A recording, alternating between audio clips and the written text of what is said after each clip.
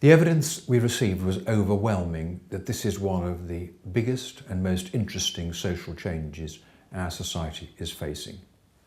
We were therefore extremely surprised that we could see no evidence that this government or previous governments had looked at it overall.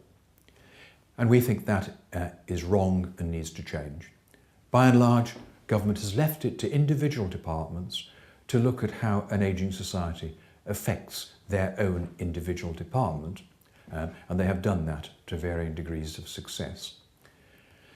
They've tended to look at it from the point of view of how they manage some of the cost consequences that would hit their departments with an ageing society, and government has not looked overall at what all of this means for individuals themselves.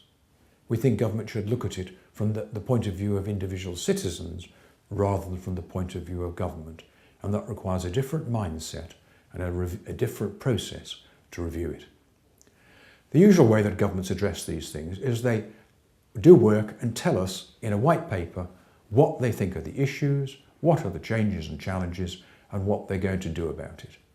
They have not done that, and we strongly recommend them that they should do that before the election. But other political parties can't be let off the hook either. All political parties, we think, ought to be addressing this issue and setting out in their manifestos in 2 years' time, in less than 2 years' time, how they are going to address our ageing society to ensure that we all benefit from it rather than suffer from it. And last, because these are big changes that are going to be needed, they will benefit if they can be addressed as much as possible on a cross-party basis. You can't make big changes to health and social care, or to employment policy, or to pensions policy, unless by and large there's agreement and you don't keep on chopping and changing them with every change of government.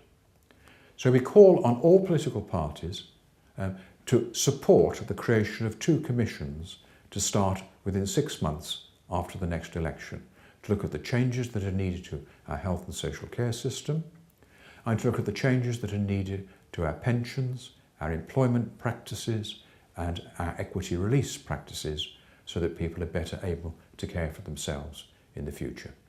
And we look forward, we hope with optimism, to government and all political parties responding to this, as we think the public have a right to expect that politicians should address these issues as they matter to us all.